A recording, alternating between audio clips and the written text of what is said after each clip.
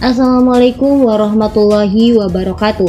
Yang terhormat Bapak Dr. Andes Haji Kandarus Kandi MPD, yang kami hormati Ibu Jenita Caturyasari MPD selaku dosen pengampu dari mata kuliah pembelajaran PKN di SD, dan tak lupa rekan-rekan kelas 3 APK SD yang kami banggakan. Puji syukur marilah kita panjatkan kehadirat Tuhan semesta alam yang telah memberikan kita kesehatan sehingga kita dapat berkumpul dalam kegiatan diskusi ini walaupun melalui tatap maya.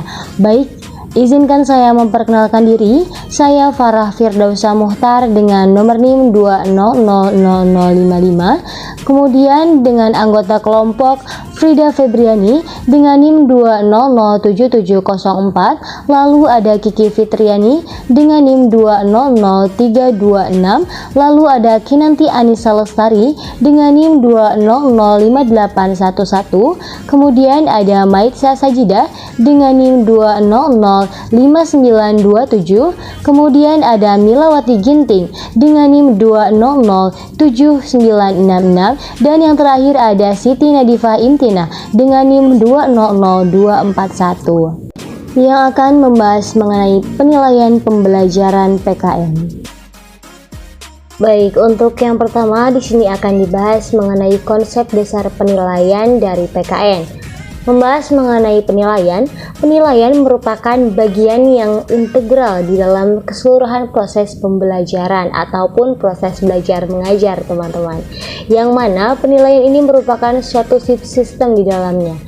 Penilaian harus dipandang sebagai salah satu faktor, yang mana faktor ini merupakan faktor yang menentukan akan keberhasilan suatu proses dalam pembelajaran, dan tentu juga dengan hasil pembelajaran tersebut, bukan hanya sebagai cara untuk menilai keberhasilan belajar dari para siswa. Penilaian ini juga sering disamaartikan dengan evaluasi. Namun, pada dasarnya, istilah penilaian ini merupakan alih bahasa dari adanya istilah assessment, bukan alih bahasa dari istilah evaluation atau evaluasi. Nah, untuk yang selanjutnya akan dibahas mengenai penilaian berbasis kelas atau dapat disebut dengan PBK, di mana penilaian berbasis kelas ini merupakan suatu proses pengumpulan, pelaporan, dan juga penggunaan informasi mengenai hasil belajar siswa pada mata pelajaran PKN, tentu saja dengan menerapkan adanya prinsip-prinsip penilaian, pelaksanaan berkelanjutan, bukti-bukti autentik, akurat, dan juga konsisten. Di mana penilaian berbasis kelas atau PBK ini mengidentifikasi pencapaian kompetensi dan hasil belajar yang dikemukakan melalui suatu pertanyaan yang jelas tentang standar apa sih yang harus dan telah dicapai, disertai juga dengan peta kemajuan belajar siswa dan pelaporannya.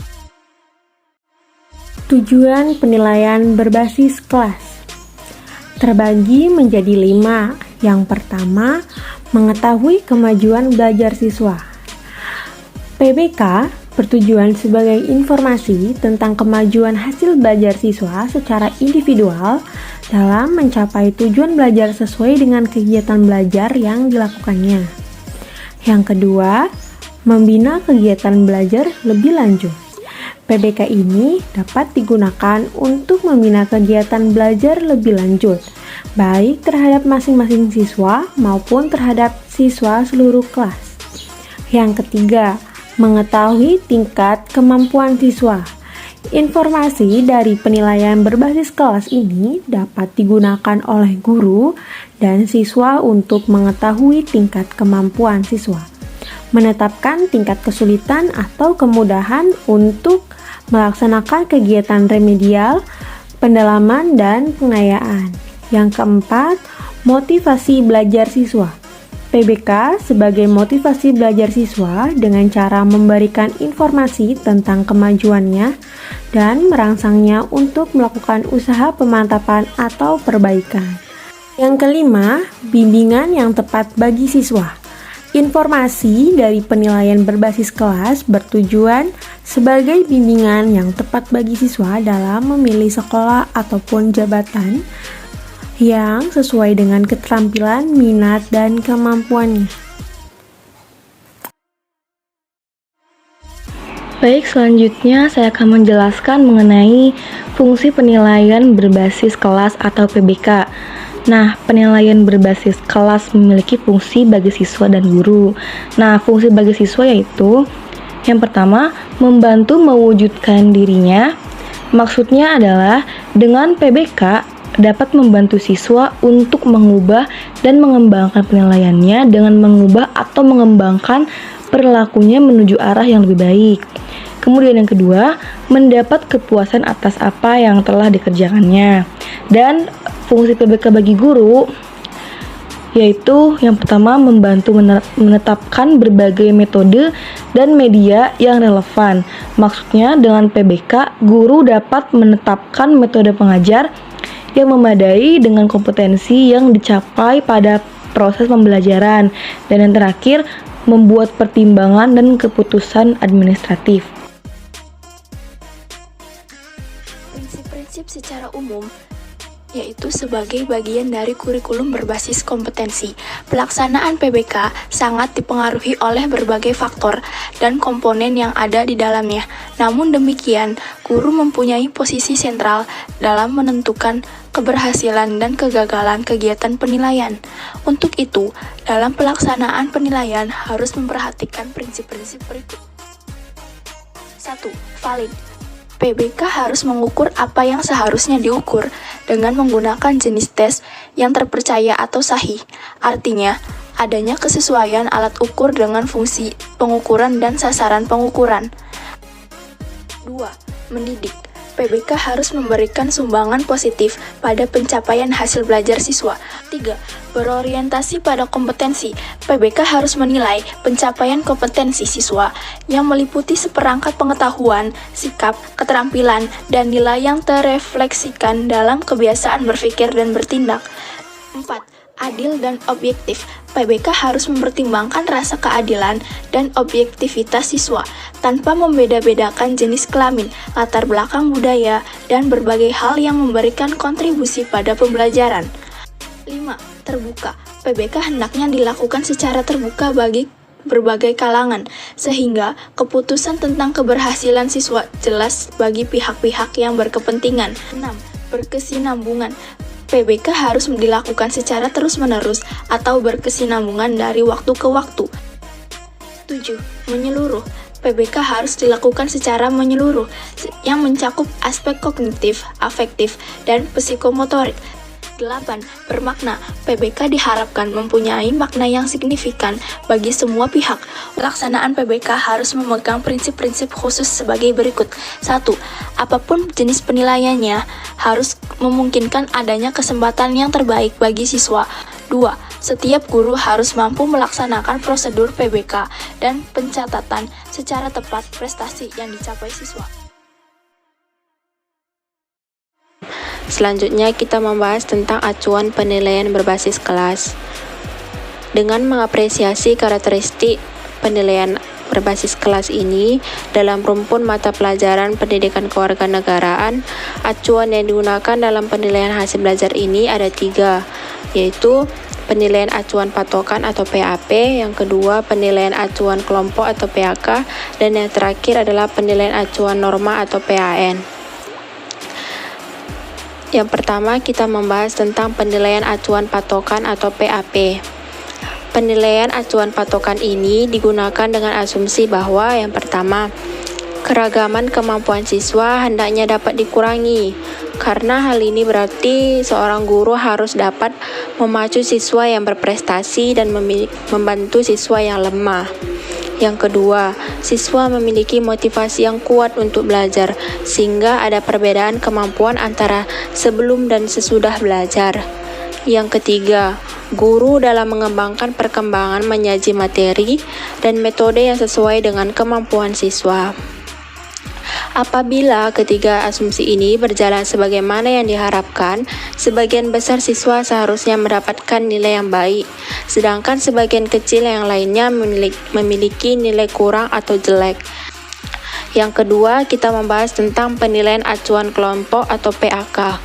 Penilaian acuan kelompok ini digunakan dengan asumsi bahwa yang pertama, tidak semua siswa memiliki kemampuan yang sama, sehingga tidak mustahil terjadi kemampuan yang beragam. Yang kedua, apabila keragaman ini ditarik dari penilaian atas sejumlah sampel akan memberikan gambaran yang berbentuk distribusi frekuensi normal. Yang ketiga, kita membahas tentang penilaian acuan norma atau PAN. Penilaian acuan norma ini digunakan dalam asumsi bahwa yang pertama, manusia pada dasarnya memiliki fitrah baik. Yang kedua, pendidikan mampu mengembangkan potensi fitrah baik tersebut. Yang ketiga, nilai baik dan buruk dalam agama bukan sesuatu yang berdiri sendiri, tetapi berkaitan dengan iman, ilmu, dan amal. Baik, selanjutnya di sini saya akan menjelaskan mengenai bentuk dan jenis penilaian PKN. Yang pertama ada kuis. Kuis ini bentuknya berupa isian singkat yang dapat dilakukan sebelum memulai pelajaran guna membangun hubungan antara pelajaran yang lalu dengan yang akan dipelajari. Lalu yang kedua ada pertanyaan lisan di kelas yang bisa digunakan untuk mengungkapkan penguasaan siswa tentang pemahaman mengenai fakta, konsep, prinsip, dan prosedur yang berkaitan dengan PKN.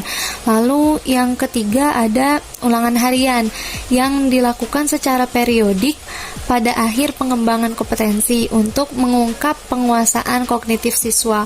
Lalu yang keempat ada tugas individu, di mana tugas individu ini dipakai untuk mengungkapkan kemampuan teoretik siswa.